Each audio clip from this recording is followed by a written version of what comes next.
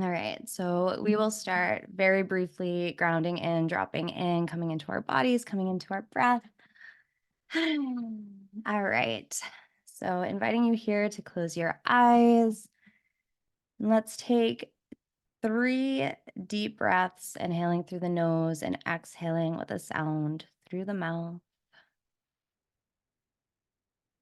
Oh.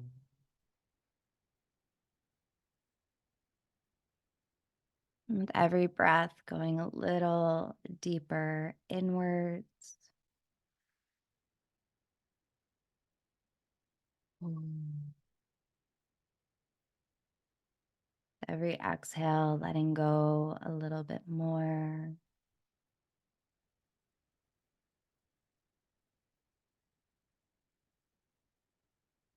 And giving yourself a chance to slow down, an opportunity to take your time to arrive in this moment. Oh. And coming back into this container of empowered ebb, preparing your mind and your body and your heart to receive exactly what is meant for you to receive today. Allowing yourself to not be fixated on catching every detail and just fully trusting that you will receive exactly what you're meant to receive. You will remember exactly what you're meant to remember, and everything else will be here for you in perfect timing.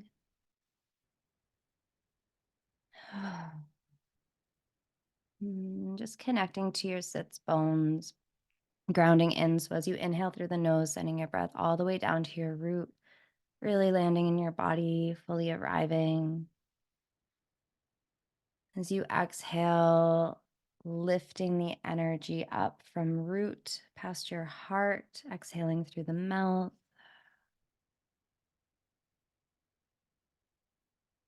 Letting go of the day, letting go of the week, and feeling that thread connected to the last time we dropped in together.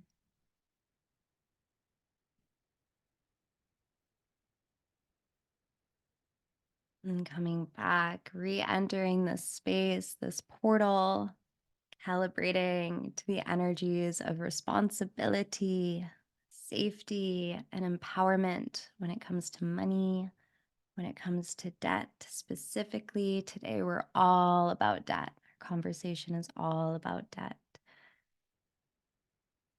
And honoring all other facets of the sacred ebb, being part of the process of creation, evolution. And as you feel ready, taking your time, slightly, softly, gently crack your eyes open, taking in the light and the space around you. Inviting in any movements, yawns, stretches, whatever your body needs to fully land here together. Oh.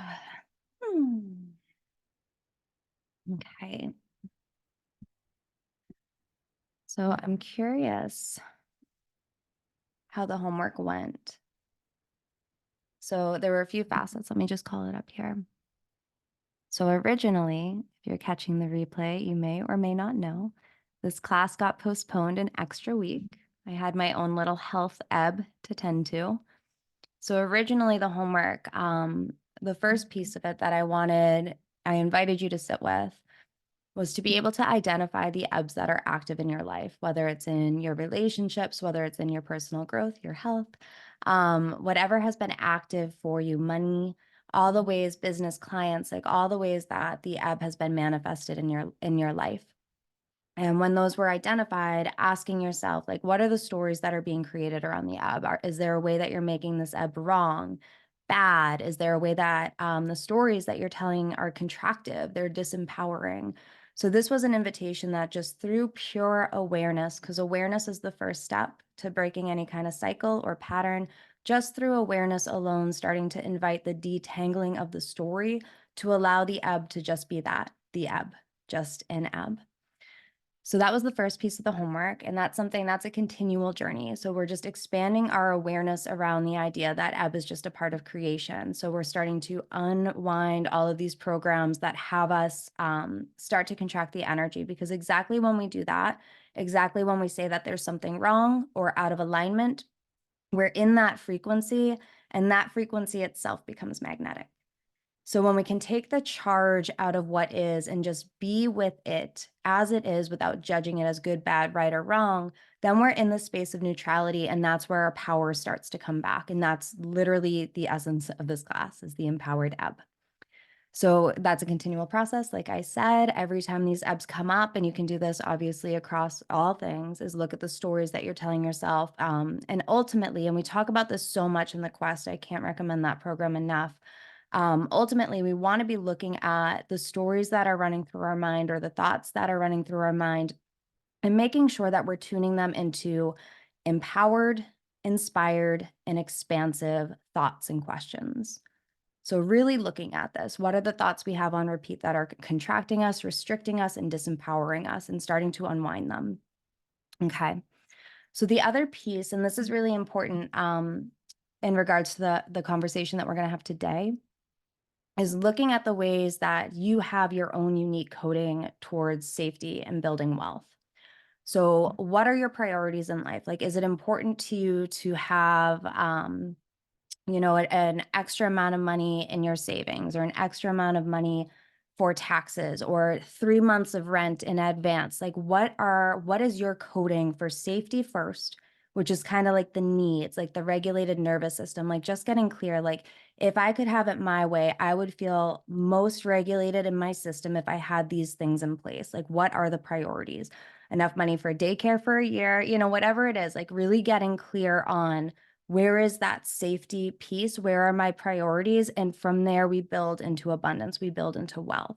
So what we want to do with this is start to look at the channels that we want money to start moving through. So getting really clear on, I need X amount for food, X amount for shelter, X amount for savings, X amount for taxes, X amount for insurance, X amount for kids, like all of these things, like really getting clear when the money comes in, where is it meant to be channeled through?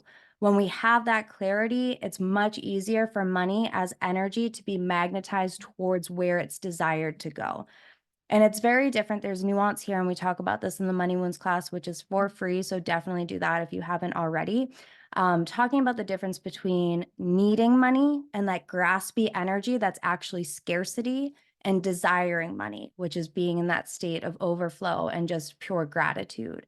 So when we can figure out the channels, and while, like, say we are in a place of being in that ebb, which I'm sure everyone's here because we've all been in that place of being in an ebb, the first step, of course, is always going to be to regulate us, regulate our systems. And we talked about this in the last class. And from that regulated place, after we are regulated, we can start to see more clearly and practically where our values and priorities are, and then allow that to be what drives us forward, what our desires are, what we are actually building. So we're building from a place of clarity, not like grasping at trying to make things work. And it's like counterintuitive, because when that anxious energy comes up, it's like we want to do all of the things, and we end up overdoing all of the things. And that's really our cue to stop and actually rest and do nothing until we're regulated and come back to a clear space. Okay. And there was a third piece of homework.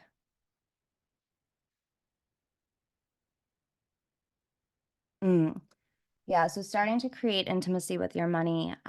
So I offered that spreadsheet, and if you have another system, if you have your own spreadsheet, or if you have an accountant, or if you use QuickBooks, whatever it is, like I just find the spreadsheet very simple and very helpful. But using this to go back in time and looking at the kind of checks and balances, right? Like, where are the expenses, where is the revenue, and getting that intimate relationship. What am I looking for? Creating the observation where you can start to see some patterns. Because when we see the patterns, especially when we see that we've had ebbs in the past and what comes after the ebb, because typically after we have an ebb, we have a breakthrough often. It depends on what stories we have entangled around our ebb. If we have stories entangled around our ebb, here's a good example. So a lot of people especially in like the entrepreneur industries, like when people are starting out, we talk about like this feast or famine pattern. And this is something I identified with for like a long period of time. I identified with the idea that my relationship with money was always in this feast or famine pattern. So what that means, of course, is that money comes in waves and then it disappears. So we have like, a banquet of money for like, however long, either a month, a couple of months, whatever it is, and then empty table for a month, couple months, whatever it is. So by identifying with this story, I learned that I was creating the story. When in actuality, the reality of money as being energy, right? Like money is going to move in waves. It's not consistent. It's not always going to be up, up, up, up, up. It's going to have dips, but we're always, if we desire to always be expanding towards more money, if we're always moving towards wealth, like genuinely moving towards wealth, not from a place of scarcity, but from a place of desire, wealth, abundance, and prosperity, money over time is always going to go up, always. Like we're growing, we're evolving. That's the direction that we're moving into. When we start identifying with something like a feast or famine pattern, that becomes the self-fulfilling prophecy. That's what we end up manifesting because we're so identified with it. That's the story. And we're that powerful creators that we will create what's on our mind because we're creating the evidence of it through our perspective. Okay. So I'm going to have to probably mute a couple times today. Like I said, I'm still recovering. Bear with me. All right. So today I want to get into the conversation about debt and very specifically credit card debt. I'm curious between the people online here, like what's going on with like credit cards? What's your relationship with debt? What's your history with debt? If you want to throw it in the chat or if you want to speak, just get a feel for where people are at.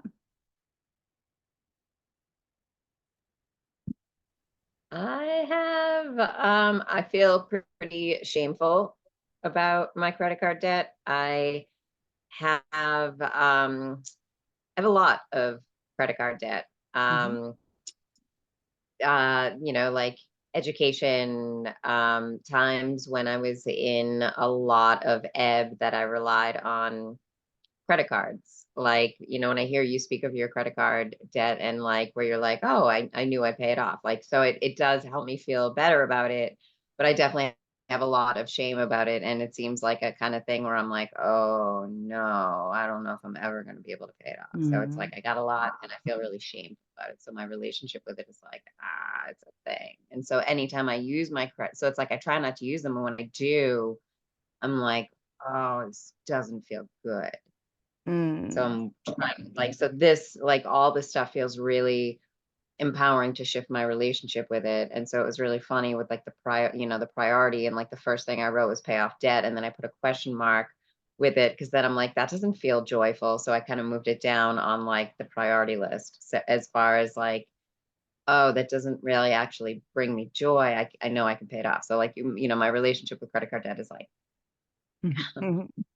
Okay. Yeah, this is perfect. I love this. I love everything about this because this is what we're going to work with. Okay. So perfect. Okay. In the chat, no credit card debt. My parents always told me it was bad to pay the high interest rates, so you should pay it off all each month. Yep, totally. Okay. So let's start with, so this is the invitation. The invitation is in this class, we're talking about how to navigate debt. And this may be the first time you've had a conversation like this in such a at this frequency, in this kind of container. So at this point, like this gets to be a line in the sand where there was up until this conversation, your life and your life before this conversation. So there's a lot of wisdom that I want to share about how to utilize debt, how to pay off debt. But a big part of this, a reason that I was able to do what I did so efficiently was because I didn't have debt before I got into debt. All right. So what I mean by that, I had an experience once. It might have actually happened twice. I told this story in the Money Wounds class, and I was thinking, I was like, I think this actually happened twice, where I ended up getting into debt in my early 20s, and it was something small like $600, and it took me a ridiculous amount of time, like 6 months or something, to pay it off. And I made a promise to myself that I would never get into debt. I would never use credit cards. I would only use cash that I had. So I was living with that for well over a decade as truth. So the thing about debt that's really, really interesting is no matter the amount, debt feels different to every single person. So at that time, $600 of debt felt like I was drowning. It felt like I was digging myself deeper and deeper into a grave that I could never get out of. 2 years ago, when I started to leverage credit cards, 2 or 3 years ago, 2 years ago, 2.5 years ago was like the peak of it. I had $40,000 in debt and it felt light. Like there was no weight, there was no getting buried in it. But that's because I went into utilizing debt from a place of conscious choice. It wasn't from a place of, so what ends up happening? So this is what I'll say. The reason that we're drawing the line in the sand is because up until this conversation, there's information about debt that we're not really taught. Like we're not taught in school. We're not taught in like our social circles, like your mother said, like parents said, or parents said, pay off the card every month. Like we're not taught how to actually utilize debt. So because of that, I'm just going to ask for you to have a lot of self-compassion and self-forgiveness because there's so many people that have used credit cards the way that credit card companies want you to use credit cards. A lot of credit card companies just, they have reward systems and all these things that create almost like, well, definitely a shopping addiction. There's a lot of people that have used credit cards to get themselves in debt for like personal shopping. And there's really a hard line with that for me. There is a very hard line for that for me. When I use my credit cards, it was only solely for investments. And this is the invitation going forward when using credit cards, when utilizing debt, that you're always keeping in mind that the interest rate, the interest charge that is going to be put on top of the debt is part of the full investment. So when I started to use credit cards, now the way that this happened, I found a coach that I resonated with her more than anyone on the planet. It was my beginning of like coming into, I already had my business. I have my business for like 3 or 4 years at this point, but I didn't study business and I never had a coach and I never had a mentor in the realms of business. When I started to need that, like when that need started to come in, it was like, okay, I actually need help doing this. Like a lot of, I tell this story often, but my business started to dry up and I was like, oh, this is really interesting. I guess I need support. I found this entire world of feminine entrepreneurs doing business the way that I did business, like very intuitively, energetic led, but still strategic. And they were doing it very successfully. So I was like, okay, these are the people I need to connect with. I need a mentor who's doing this thing. So this woman specifically, I knew when I heard her talk, I was like, this is my person. I'm going to make it happen no matter what. I was ignorant enough to think that if I needed to take out a credit card, I could get a $20,000 credit limit, like no problem. I literally had zero credit. So it was a very rude awakening when I went to apply and I got a $4,000 credit card. And I was like, okay, shit, like I have no credit. Like this is what happens. So what I ended up doing, and I definitely, if you are someone who doesn't have credit or has stayed away from credit cards and like you did the thing that I was doing of avoiding credit in all ways, what I highly suggest is to start to build credit by getting a credit card and doing exactly like in the comments, paying it off every month. That's the first way to start building your credit. So I did that for a period of time up until I got the limit that I needed to pay for various programs. So in this, I understood that this was paying for like, these were investments. So there's a difference between investments and spending, right? Like spending money, there's not going to be a return necessarily, or not worth the interest. Like, yes, you can buy a new pair of shoes that makes you feel good for like a week, maybe 2 weeks, maybe a summer, but that interest is not ever going to compensate. That debt is never going to compensate for the ROI. Now, if you're using credit cards to further your education, if you're using them to deepen your training in these ways that are actually going to support you in making money, then typically, and this is an intuitive thing, like it really is a journey of understanding yourself. Typically, the interest is going to be worth it if it's something that you're aligned to and you're called to. So when we start to get in the slippery slope is when we start to make purchases from this place of need.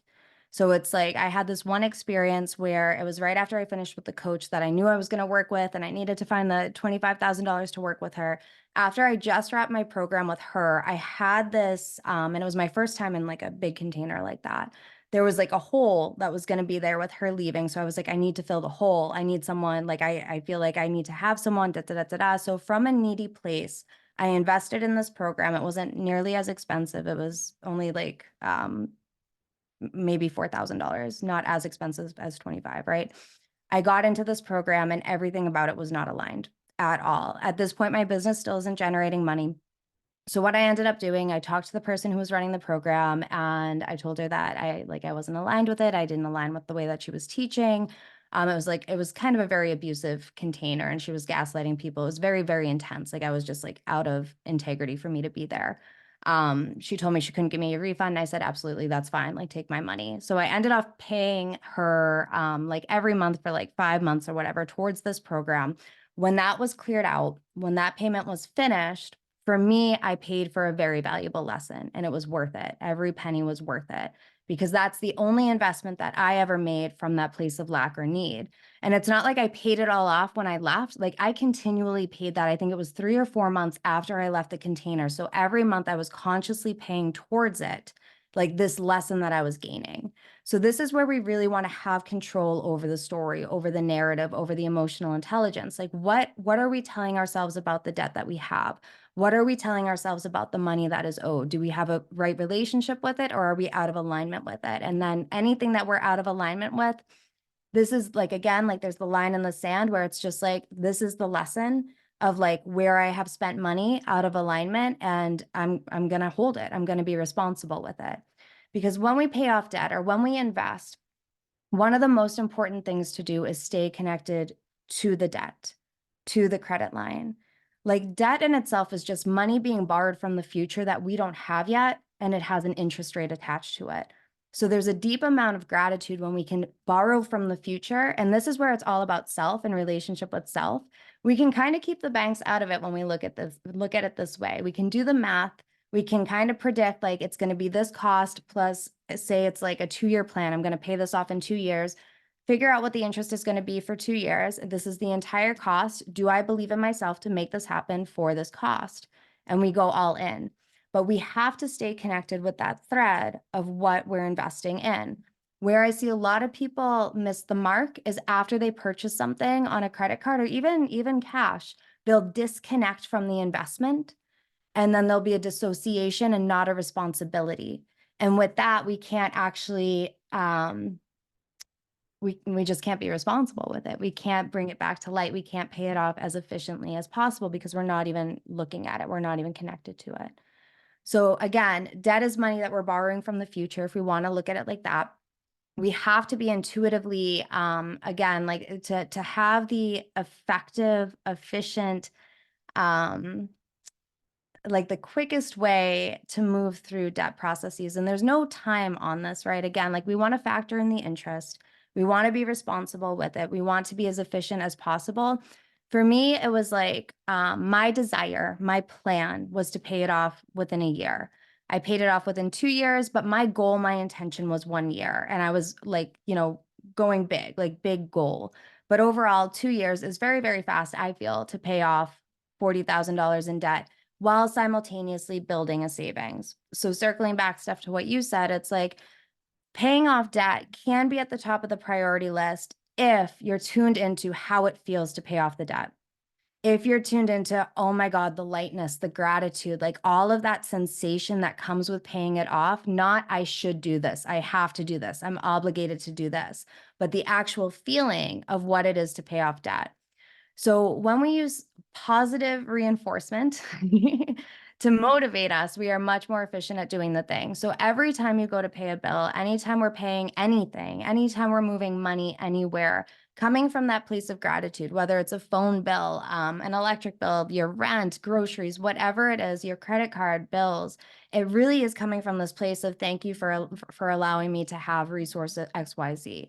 Thank you for allowing me to borrow money from the future and coming back into that, because when we start to create that current, things start to move quicker because it is all energetics. Money is just energy, and we're learning how to work with the flow, the currency of money. But it's not going to work with us if we're resistant or we have that sticky energy, or if we have a story that we don't trust ourselves with money.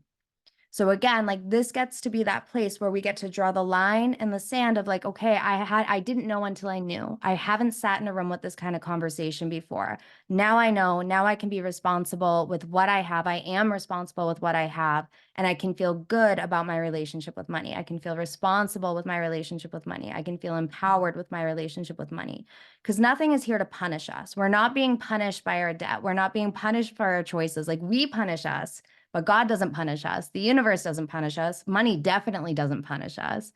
None of that. So it really is about getting back into that clear flow of being, and it's so basic and we hear it all the time, but it's because it's true, of gratitude. So thank you for allowing me to have the resources. And the same thing with the interest. It's like, if this is what it costs for me to borrow money from the future, then so be it. It's worth it.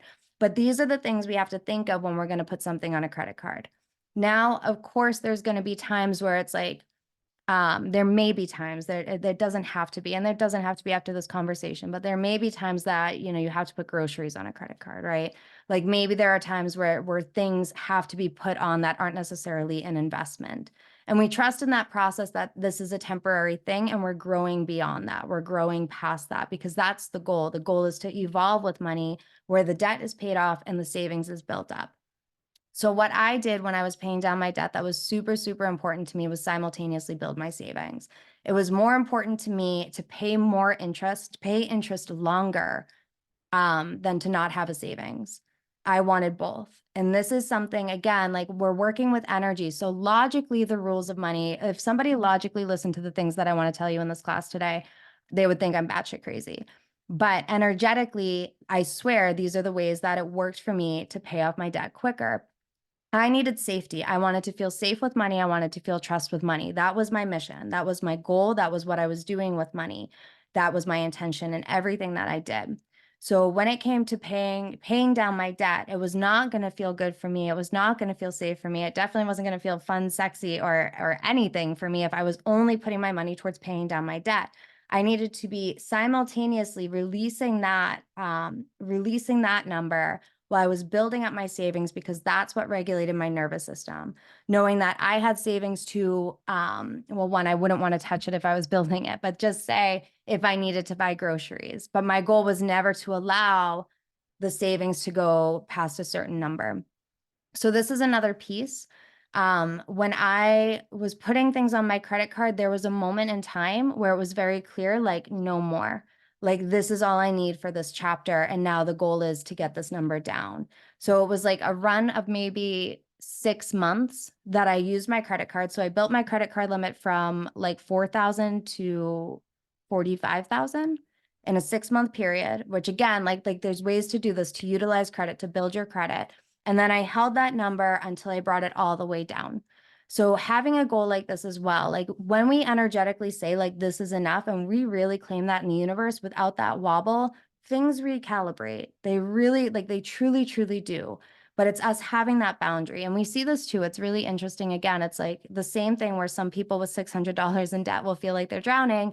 Other people can have 10,000 or 100,000 in debt and it feels like nothing to them, right? Like, it's all about our personal relationship with it. Oh, what was I just going to say with this? I lost my train of thought. It's gone. Okay.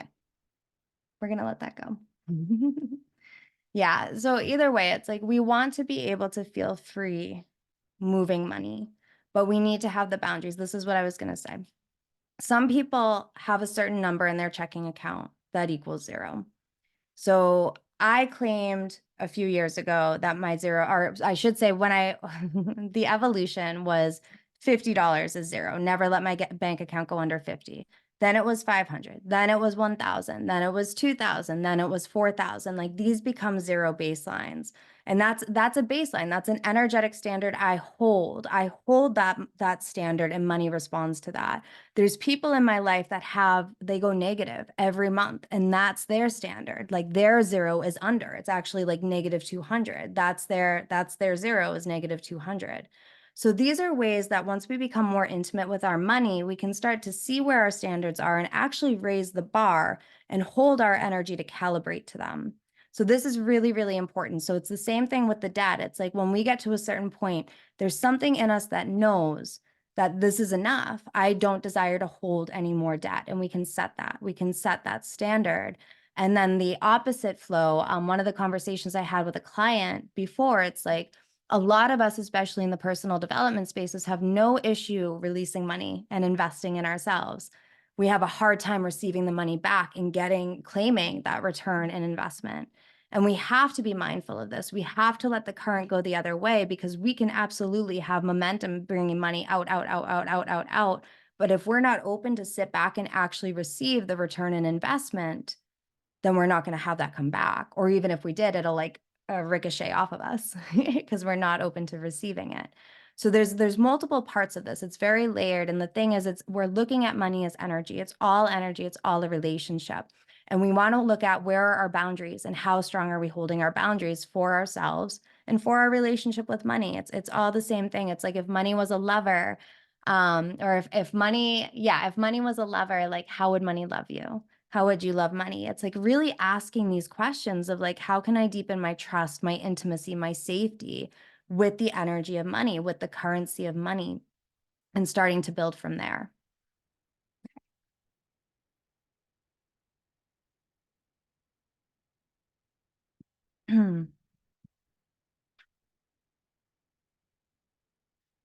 Yeah. So in the beginning of my journey, when I started utilizing debt, I had absolutely no evidence that I would have a return of investment.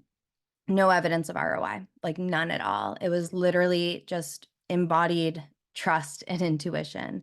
I got to a place, and I think this happens with many of us on our journey, where it was um it wasn't a rock bottom, but things were going down so fast that I had no choice but to trust fall into the universe and go all in on my desires. There was no choice. And but at that point, logic wasn't working. Anything I logically tried like didn't work. So it really came down to coming back to intuition, coming back to faith, coming back to God, coming back to energetics in my relationship. Because for me, as much as I've been doing spiritual and personal development work for decades, I didn't translate that to money. Money was the exception. For some reason, I didn't understand how to translate all of the universal laws to money. There was something there that was much, much stickier. So this was really, it was my ignition point. It was my activation point, and 100% like debt was my initiator into understanding how to work with money. I do not believe that every single person needs to get into debt in order for their businesses to take off or in order for them to achieve whatever financial abundance. I don't believe every person needs to. I did. I did 100%. So this is why I talked about this in the last class, right? So for me, this is like zero, say, right? So we have like negative in the bank accounts and positive in the bank accounts, or like negative income, like debt, owing money, and positive, all the revenue that we have. I had been cruising like so close to this line, never going under, but I was playing so safe on this line that there were no waves being created. There were no ripples moving out into the universe. I was hovering, playing small and playing safe. For me personally, I needed to make big moves showing myself and the universe, I trust myself and I'm going to make this happen, and make big investments. I wanted quick results. So that meant going into debt to come out really fast. Now, really fast being 2.5 years, I think that's really fast. Personally, in hindsight, those 2.5 years, not so fast, but it all comes together. So there's something about the waves that we create. One of my mentors will say, like up and down on the way up, like the stock market, right? It's like we see the way that money moves, but for some reason we want to grip and control it instead of trusting the flow. So there's a way to flow with the energy, but still command the energy, still have the boundaries of knowing I am responsible with money.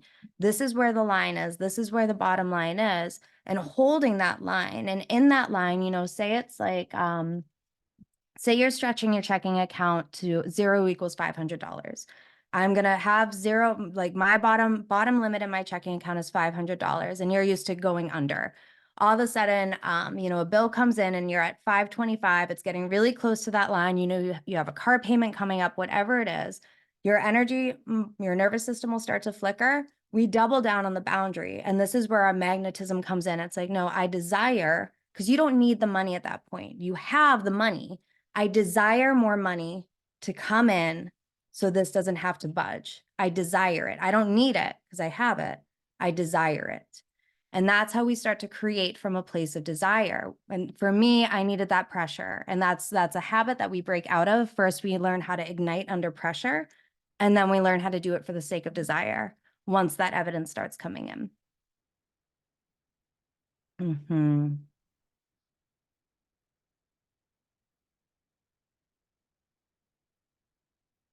Okay. Yeah, so the debt itself doesn't need to feel heavy, but we do have to stay connected to it, whatever it is that we're borrowing, because that is our threat. It's like these are, and that's why it's so much easier when we know that we're investing from this place of desire, not need, not lack. So like that program I signed up for that I left, that was from lack, that was from need, that was from scarcity, that was from not trusting myself to not be held at that time. So that even though I was paying it off, I made that lesson gold. I was not going to allow that to be heavy in my body. Like that needed to be a lesson that was integrated. So even if in the past, again, you have these things that don't feel good and debt feels heavy, this gets to be that opportunity that lead gets to turn into its equal and opposite weight in gold and more. It gets to compound. So this is your permission slip. But we have to stay connected to that thread of what it is, because that's the alchemy process. That's the alchemical process. When we dissociate from it, we're also not going to get an ROI. There's going to be no return in investment if we're not connected to the thing that we purchased. So this is really, really important. So it doesn't have to be heavy, but it has to stay connected. We have to feel what we've been invested into. This is why they say like our belongings are our possessions, right? Like these are funny words that we use for material items, belongings and possessions, right? Like it's very interesting. There's something about that because we're so invested in our environments, and the same thing is with money and where we move money. There's an investment to that. So we want to be very, very conscious. So the more we come from this place, like when our intuition, not our logic, invites us to move from that place of desire. It's like, I don't need this, but I trust myself that if I do this, if I have this, I'm going to make something out of it. Like that's the energy that we know we're going to get an ROI with. Like that's the energy I went into all my investments with, where it's like, it's because it's never one thing, right? Like, especially in the personal development world, it's never one program. Like, one program doesn't have the solutions for us.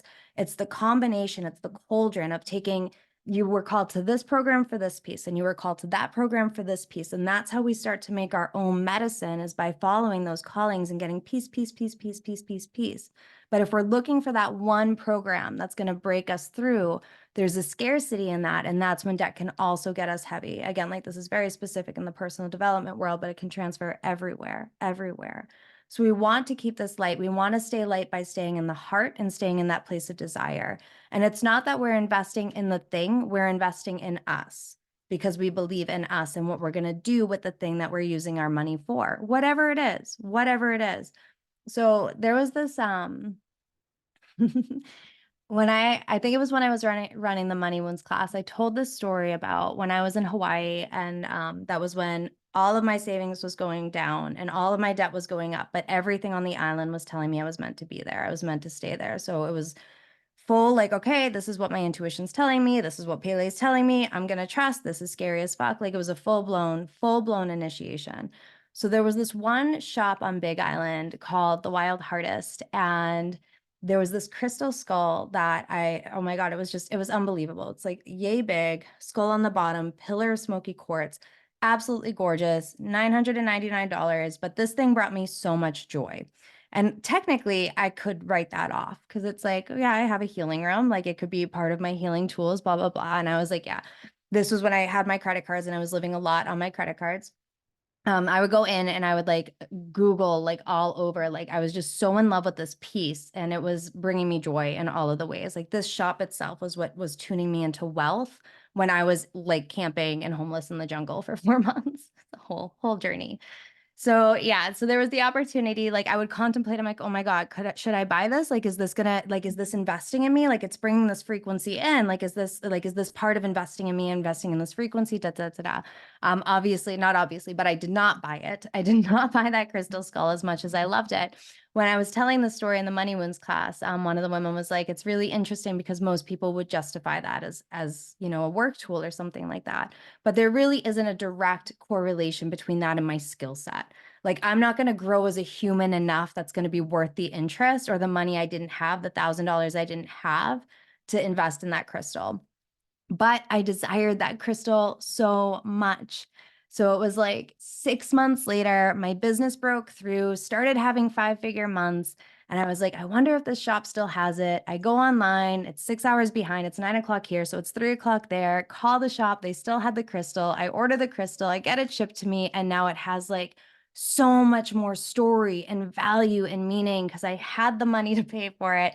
I held the posture of like not wavering from it. And there it's like that is the totem, that is the representation of holding the posture until the wealth comes, instead of being in that place of urgency and just spending to have the thing now, now, now, now, now, now, now, now, now. So that's what we want to look at as well, because urgency is always going to be debt. Not, I don't want to say it like that. Urgency is always going to be scarcity, and it's going to keep us stuck in debt.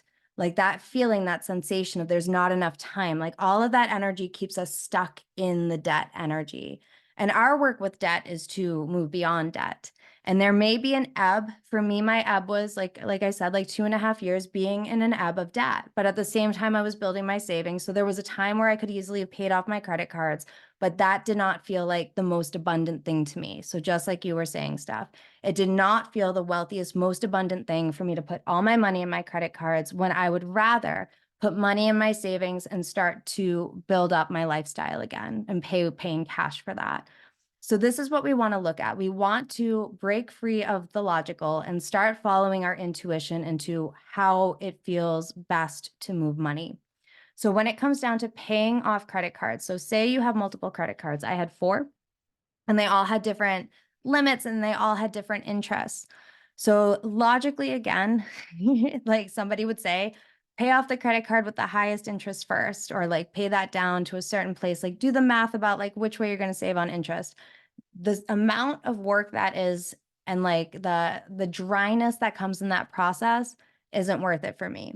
Now, there's a lot of financial advisors who actually, and I love this, like there's actual financial advisors, like men in ties, that will tell you, like, first and foremost, to just focus on paying off one card at a time.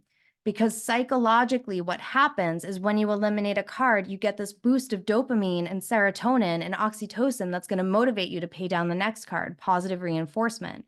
So, practically, logically, that's not the best financial choice because the lowest card might have, no interest or something that, or lower interest than the highest card. But because of what it does for the psyche, it's the best option for the human who's doing the thing. So for me, when I would pay off my cards, I would always pay more than minimum. And that's what I suggest. I suggest if you're going to save money and you're going to pay off your cards, make sure you're paying more than the minimum always while you're saving the money. Like that's really important because that's going to, compound obviously quickly. And there's going to be some months where you can only pay the minimum. And there's going to be some months where you can pay double the minimum, and it's really being in a relationship of intuitively what feels best. I paid my cards off not by logic at all. It was literally intuitively picking random numbers. It was a game. It became a game for me. It was like, okay, 634, that feels like a good code to put into this number. I literally did it like a game. And there's something about this when you start to have that more mystical, enchanted relationship with money, it's lighter. But it wasn't just, again, it was intuitive. Like it felt right in my body. Like these were the numbers that I chose to do in my body. Then it got to a certain point that what felt best was to have all the cards the same amount and just pay the same amount on all of them, because there was something about that steady stream that like felt really good for me. So it's finding your own code, like what feels good for you, like what's the brain massage that intuitively is inspiring your money going down. Like don't get trapped in the logic, don't get caught in the percentages. It's more about making it a pleasurable experience for you. Like what makes it fun. Okay. So have that vision, like have a vision, if you're in a certain amount of debt right now, like I was saying, I had 2 years, it was like 6 months of investing, and it was a lot of investments in a short period of time. And that was a choice. Like that was a choice. And I knew what I was doing. I knew I was like, I'm like getting my master's in my training right now. So I went all in. I invested like 40,000 on credit cards. I think it was a lot more than that off of the credit cards, but I was holding $40,000 in debt.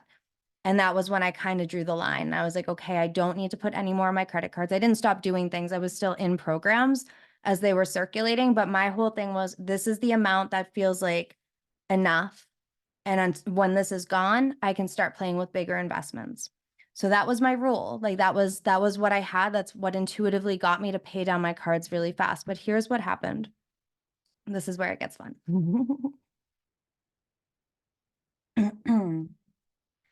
Essentially, I'd had 5-figure months, but I never had 3 in a row. And that was my goal for 2023, was to have 3 5-figure months in a row. So I had one, and I messaged this woman who was like a coach I was courting. And I told her, when I had like a one-off session with her. And I told her that when the money was coming in, when I paid off my debt, I was going to book a 6-month container with her. I just needed my debt paid off, and that's what we were going to do. So I told her, how did I say it?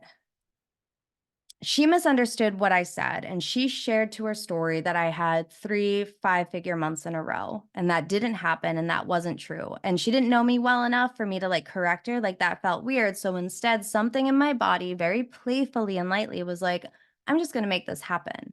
So the next month, that was October. November, I have a 5-figure month, and that was my first time having 2 5-figure months in a row. So I was like, holy shit, like this is actually happening because I'm playing with the energy of it. Like it was an energetic thing. Like when you start playing with money as energy, it's not so much what we're doing, it's how we're posturing ourselves that makes it happen. So in that moment, my nervous energy started going up because now like pressure's on, and it's like, okay, I have one more month to hit this like goal that I set for myself. That was really fun, but like I really want to hit it. So now I'm really nervous. So now my energy is like this. What is the best way? What is the most efficient way for me to have a third 5-figure month in a row? Clear as day, it was to sign up with her. Clear as day. Like that's it. Not just to have the 3 5-figure months in a row, but to actually make that be the new baseline. So in that moment, I had to examine my rules. I think I probably had maybe like 10,000, 8,000 in debt left. I don't know. I actually don't know. I had to weigh it out. Like, is it worth it for me to break this rule that I created for myself a year and a half ago to put myself back in debt? Like, is that going to be worth it to have consistent 5-figure months? Like, absolutely. Like, there's no question about that. So because of the credit that I had built, I was able to take out a new card with 0 interest for like 15 months and put the amount of money that I was working with her on that card with a plan to pay it off in 16 months before the interest came in. So again, borrowing money from the future without that interest point, there was no question about that. At first, I was going to pay the interest. I was finding ways to like split it up on cards. And then it was like, ding, ding, ding, ding, ding. Like, I have good credit to get out another card. Don't pay the interest. And that's how I did it. So I'm saying this because there may be a time where the rules that you set for yourself in the past, when your intuition overrides that, and then I started having consistent 5-figure months follow up. Like, that's what happened. Like, that's how the investment went. So it's like we have to stay tuned with our intuition over logic, over locking in these rules that we created. Because when we're playing with money, when we're doing this energetic thing, we have to stay intimate with the energy, which changes day to day, moment to moment. It changes with who we are and how we're evolving. So that being said, have a plan. If you're going to utilize debt, draw that line, like enough is enough. And then there may or may not be a door that opens for you or a portal that opens for you where you can see that there is the next level that you get to walk into. And then everything rearranges around that level. Does that make sense? Cool. Okay. But have fun with it, right? Like paying your cards, like my coach now will call it like a money date. Like, have a date, like light a candle, like make it sexy, like having this like relationship with your money when you're like going into your bank accounts and moving it. So it becomes this thing that's not like, oh, I have to do it, but it's like, all right, how can I cultivate? If money's my lover, like how am I going to seduce money? It's like that kind of energy that we're playing with. All right.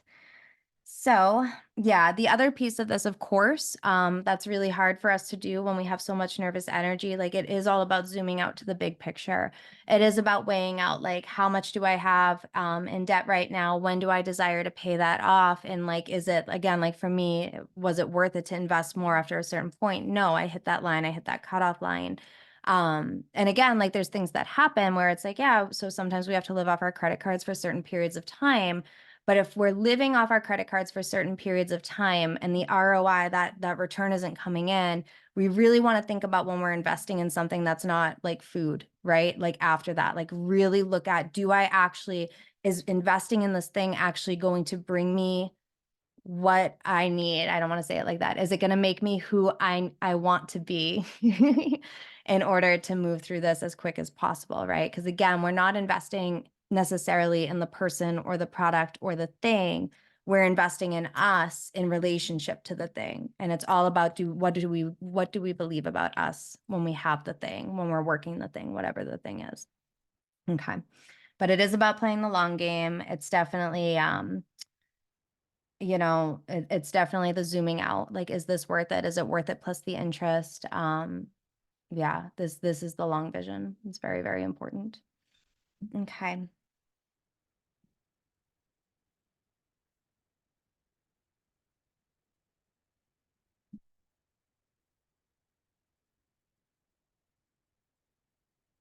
Okay. So a few other points, like just random kind of points.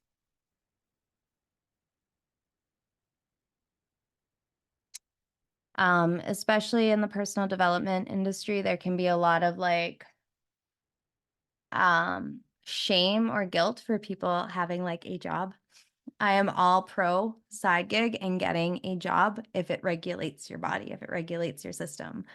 Um, it's really interesting. So two of my one-on-one clients just recently got like jobs for the first time and they've never felt better. And there's something really beautiful about this.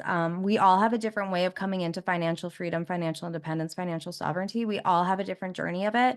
A lot of people, some people are just born with the success codes, right? Like their parents are super successful, so they just believe that they were successful because their parents were successful, because success was like in that era of the house, like entrepreneurial success specifically. So some people just inherit that belief of like, whatever I'm going to do, I'm going to do it successfully. Like some people, they already just come installed with that.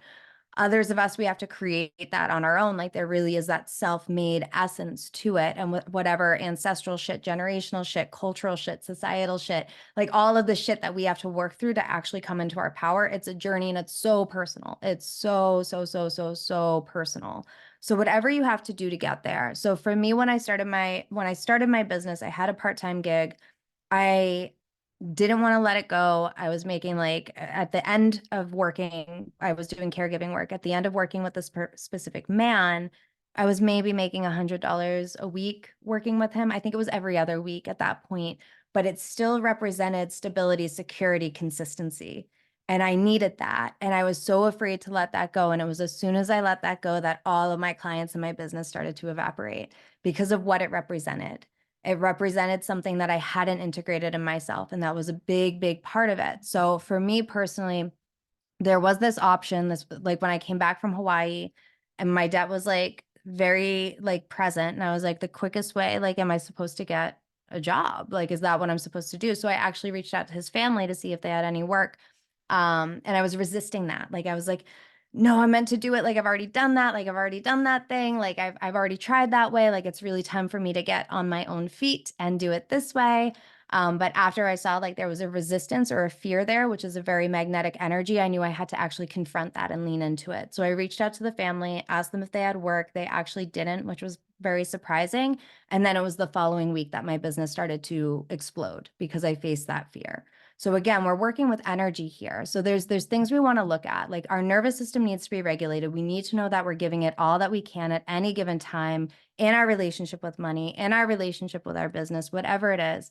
But yeah, like there is no shame, there is no guilt in having a side gig if that regulates your nervous system and if it brings in that consistency, that money flow until things get stabilized. It doesn't mean you're not all in on your business. It means you are all in on your business and you're doing what you got to do to stabilize the energy and the money coming in. I think that's really, really important. Okay. So another piece of this as well, like when we're looking at the ebb and staying empowered in the ebb, and you have a business that's either a product business or like a service business, when it comes to like an influx of clients and then an ebb of clients, we want to let clients go. We do not want to be holding on to clients that are trying to phase out. Typically, like this, and this happens all the time, like we'll phase down to a very low amount of sales and whatever it is. And that's because there's a new calibration of energy. There's a rebirth happening. The ebb is part of the evolution. So we want to allow things to fully let go. We don't want to be grasping on. And I mean, that's totally a codependent, unhealthy relationship with clients for so many other reasons. But again, like in that ebb, the permission, it is much better to let everything go all the way down to be cleared out, because what's coming in is going to be fresh, new energy. And there's going to be a new version of you, a new version of your product, a new version of your service, whatever it is that is wanting to be born. So really allowing yourself to embrace that ebb without holding on to things, or again, making a story of I must be doing something wrong. Why is this happening? Really, really, really, really trusting in the deepening of the evolution. Okay.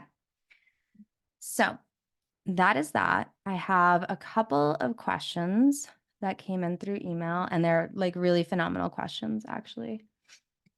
And then I can open up the floor if people want to stay on the recording, or I can turn off the recording like I promised I would do.